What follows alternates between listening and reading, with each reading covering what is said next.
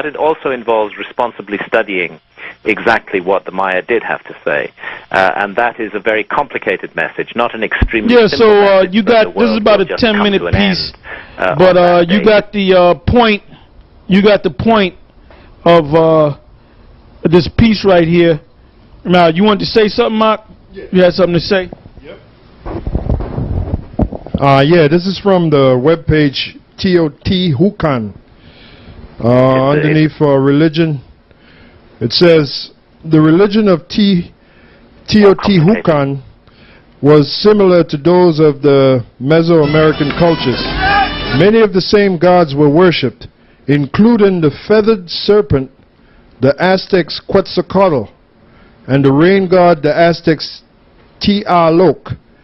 The dominant civic architecture is the pyramid.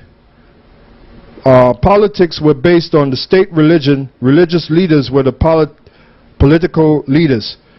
And it's interesting to note that Quetzalcoatl and Kukulkan means basically the same thing, which means the feathered serpent.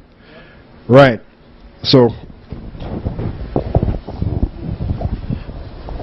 Now, in the book of Psalm, the 68th chapter, it speaks about the, Psalms, the 91st chapter, it speaks about the angels coming down and their feathers, their hands. That's in Psalms 91. That's in Isaiah. That's also in Psalms 68.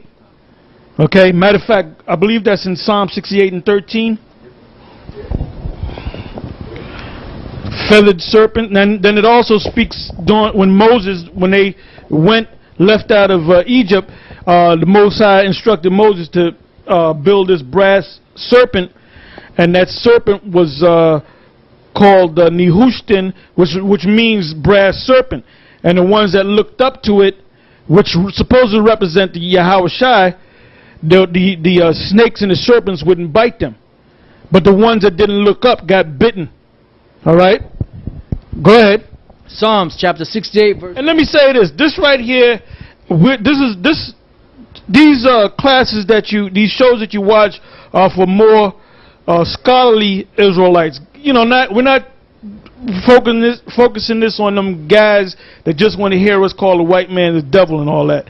We're going. This is not entertainment. This is serious study. So if the Most High gave you that serious mind to get into serious topics, well, you in the right place. Okay?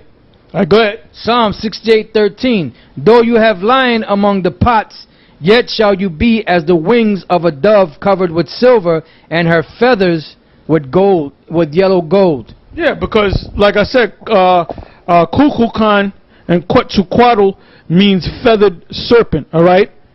Now, if you go to the book of Isaiah, the 6th chapter, and start from the first verse, it tells you about the wings, and it tells you about the seraphim and so forth. And the word seraphim means a serpent, or fiery flying serpent. Go ahead. It says, Isaiah chapter 6 verse 1, In the year that King Uzziah died, I saw also the Lord sitting upon a throne, high and lifted up, and his train filled the temple. Above it stood the seraphims. It says, above it stood the seraphims. Each one had 6 wings. With twain he covered his face, and with twain he covered his feet, and with twain he did fly. And one cried unto another, and said, Holy, holy, holy is the Lord of hosts. The whole earth is full of his glory. And the posts of the door moved at the voice of him that cried, and the house was filled with smoke. Now read from did the word seraphim come up? Yep. All right, go ahead. It says, above it stood the seraphims. Each one had 6 wings. Now it said wings. Wings normally have feathers on it, right? The word seraphim, and the brother's going to probably look it up, but I'm going to tell you what it means. The word seraphim means serpent or fiery flying serpent. This was basically a groups of shuttle ships that came out of the so-called mothership, which was a big ship. And it mentions that when you read it down, because the Lord came out of the major ship. So you had so-called shuttle ships come down. Now, when I went to Mexico back in '87, I went to a museum called Museum of Anthropology. All right? And they had a tour, and they showed that, what was the name of that city? I forget the name of the city that they built where they founded Mexico. There was a prophet or a priest that said, look, when you see the eagle eating the snake, that's where the city's going to be built. And they built the city right there. That's where Mexico City, that was the center of the rest of Mexico, where Issachar dwelt. So in Mexico City, they have a museum called, and it was opened back in I believe it was '64. I went there in '87. That's a famous museum. Now, there's a section of that great city back before Esau came on the scene. And the tour guide said, look, Quetzalcoatl came down among his people, and he taught them many things, and he said he's going back into the heavens. And when he left to go in the heavens, he left in a spaceship, and he said he's coming right back in a spaceship. All right? All right, go ahead. It says, and above it stood the seraphim. Each one had 6 wings. With twain he covered his face, and with twain he covered his feet, and with twain he did fly. And one cried unto another, and said, Holy, holy, holy is the Lord of hosts. The whole earth is full of his glory. And the post of the door moved, and the voice of him that cried, and the house was filled. Yeah, the post of the door moving represented that ship coming down. Now that was similar to this movie, the opening scene of this movie called The Fifth Element. Remember when them beams came down and the ships came down, and you heard that loud noise? Well, that was similar to that. Because Esau, like I said, Esau reads out this book. That's where he gets his ideas to make these sci-fi movies. All right? Go ahead. Isaiah chapter 14 verse 29. Rejoice not thou, whole Palestina, because the rod of him that smote thee is broken. For out of the serpent's root shall come forth a cockatrice, and his fruit shall be a fiery flying serpent. Now that's talking about the missiles, all right? Now I'm going to show you one more clip. This is dealing with Quetzalcoatl, which is supposed to be YAHAWASHI. That was YAHAWASHI when he came back. Now they're going to show this. I'm going to show you this scene from this movie called Blood In, Blood Out. Now you want to read that now, or you want to wait until after the scene? Okay, I'll wait. Okay, we'll wait until after the scene. All right. Okay, ready, Yak?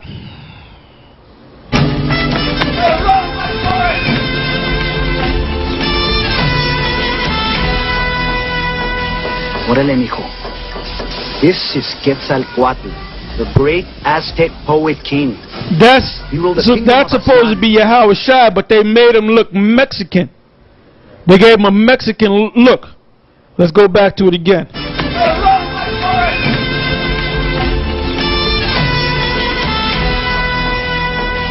Órale, mijo. This is Quetzalcoatl, the great Aztec poet king. He ruled the kingdom of Aztlán that was from Mexico all the way up here to Califas. Sexy mamazota. Canipas is the Americans.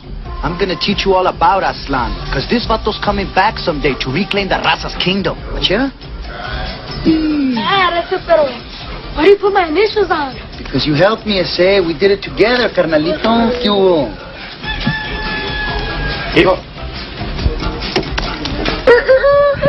Alright, so let's come back. Let's come back. Now, this is what I want you to go to. Go to the last, I think it's the last tab where it goes into Quetzalcoatl. That's Quetzalcoatl? Yeah. Okay, right. That's what I want you to get. Alright, go ahead. Yeah, this is a web page entitled Was Mexico's God Quetzalcoatl Jesus Christ? By Jean D. Matlock. Over 40 years ago, I discovered I could use linguistics to prove the Hindus. It goes into a lot of mess. Scroll down. There's a key point of this paragraph. Hold on, Buck. Yep. Okay, this right here. Okay, all right. Quetzalcoatl himself wore a robe lined with crosses. The idols in the interiors of the temples where he was worshipped were crosses, as well as the paintings on the wall. The Borgia Codex shows Quetzalcoatl and other humans crucified with him. I will just present in this article those of Quetzalcoatl and children, and you'll see the pictures, the Borgia Codex. Let me say something on the Borgia Codex. The Borgia Codex was named after the Borgia family because they were the ones that commissioned the conquistadors to come over here to the Americas. They were a part of the whole damn thing, man. And I'm going to say this as a footnote. If you got Showtime on cable coming in 2011, if this double makes it that far, they're going to have a series called The Borgias. All right? And they're going to go deep into how wicked they were as a family. All right? Is there more? That's it? All right. Now, I want you to get me, this book is called They Came Before Columbus. All right? It says the African Presence in Ancient America. Ivan Van Sertima. Okay? And these people, the head of the Olmec, the giant Olmec, that's a Canaanite right there. Because the Canaanites were commissioned and set up by Solomon to go back and forth to the Americas. Because Israel didn't go back and forth to Americas, but they knew that the Americas were here, but they had the Canaanites go back and forth, which were later called the Syro-Phoenicians. And they were known for their navigable skills and so forth. All right? Now, go to that point. All right, this is chapter 5. So, the more we do these shows and bring out this truth, these Edomites can't mess with us, man. We have too much information in the Bible and different documents and so forth. And it's all coming together. And more people are waking up to the fact that they're Israelites. All right? And more people are waking up to the fact that who the so-called white man is, he's an Edomite. And more people are becoming more spiritual and trying to figure out this Bible, and they're stumbling. A lot of them people, they don't come out and tell you, but a lot of them people come on our sites, them Edomites and stuff, and they be watching our videos. All right, go ahead. This is chapter 5 on page 73. It's called Among the Quetzalcoatls. The Quetzalcoatl of the Mexican Valley documents was never blonde or fair, as stated by the friars, but virtually always pictured as black-bearded, and in illustrations had his face painted black. So that's plain, man. So now, like I said, the brother read that paragraph right there, and it mentioned the Borgia Codex. The Borgia family knew about the tribes being over here on this other side of the earth. Right. And the Borgia family, we believe, is reincarnated back as the Rothschilds. So if the Borgias had that information back there, what you think they know now? They know that we're the Israelites. They know that the Most High is getting ready to raise us up, man. You got anything else, brother? I think I may have something, but I got to check it out. Okay. Because we're going to close it out because we gave y'all, we don't want y'all to choke off this information. Go ahead. First Maccabees 3:48. And laid open the book of the law, wherein the heathen had sought to paint the likeness of their images. And that's plain and to the point. All right? And I don't know if the brother has anything of importance. But if he doesn't, okay, it'll probably be the next show, all right? But y'all brothers and sisters, brothers out there, and some of you serious sisters, the few of you serious sisters, take heed to this knowledge, man. Because we're dead serious about this knowledge. And that's why you see so many videos out. You got a lot of guys out there that make videos getting on other guys, and the woman look like that, and she called me, and I try to get with her. This is not, you can do all that bullshit, but we're going to give you straight knowledge, man. We're going to give you straight knowledge. Okay, you want to get serious knowledge? There's only one place to come to dealing with the nation of Israel. That's us. Not because we figured this thing out, but because YAHAWASHI gave us the spirit to figure this thing out. He gave us the spirit to break these scriptures down. And like I said, we're that close to the end of this man's society. All right? So with that, I'm going to say shalom. Shalom.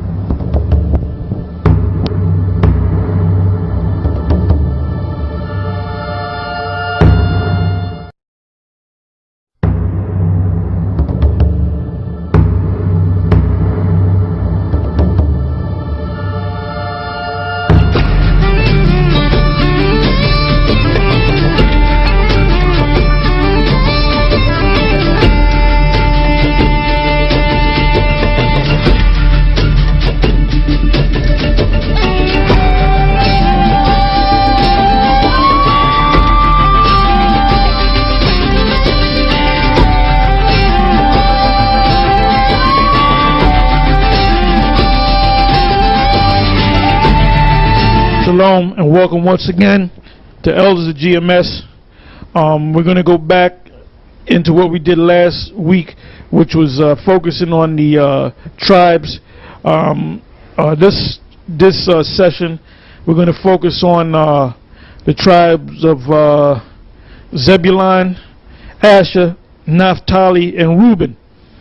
So this is going to be entitled an in-depth focus on the tribes of Zebulun, Asher, Naphtali, and Reuben.